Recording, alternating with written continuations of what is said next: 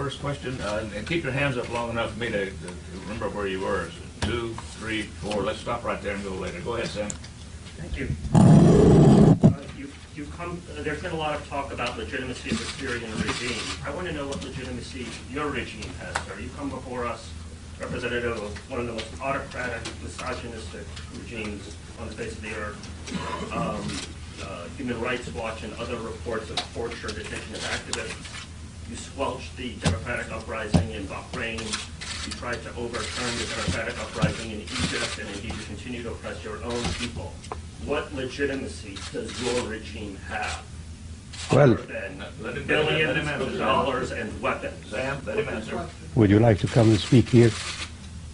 Would you like to come and speak here, give a speech? Try to answer that question. I will try my best, sir.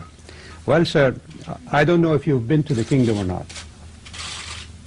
Have you been to the kingdom? What legitimacy does your regime have? Obviously, Your own people. Yes. obviously you haven't.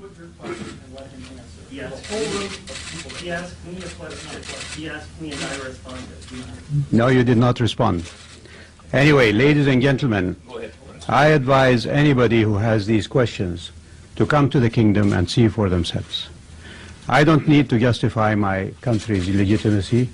We're participants in all of the international organizations, and we contribute to the welfare of people through aid programs, not just directly from Saudi Arabia, but through all the international aid agencies that are working throughout the world to provide help and support for people. We admit, as I said, that we have many challenges inside our country, and those challenges we're hoping to address.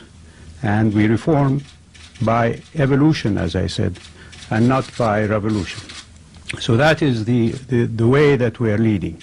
By admitting that we have shortcomings, not only do we recognize those shortcomings, but hopefully put in place actions and programs that will overcome these shortcomings.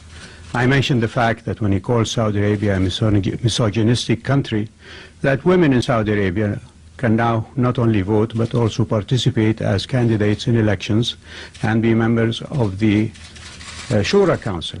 And I'll just refer you to your own experience with your women's rights. When did your women get the right to vote? After how many years since the establishment of the United States?